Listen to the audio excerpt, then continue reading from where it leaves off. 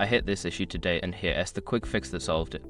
If you've accidentally locked your Optus card and need to unlock it, follow these simple steps. Step 1. Open the Optus app. Launch the Optus app on your smartphone. Make sure you're logged into your account to access your card settings. Step 2. Navigate to Cards. Once you're in the app, find the Cards section in the main menu. This is where you'll manage your card settings.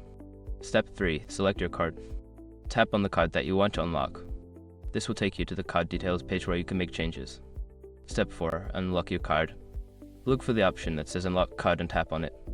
Confirm your choice when prompted to complete the unlocking process. Just a heads up, if you don't see the unlock option, make sure your app is updated to the latest version. Step 5. Check status. After unlocking, return to the main card section to ensure your card status shows as active. This confirms that your card is now ready for use. Now you're all set to use your card again.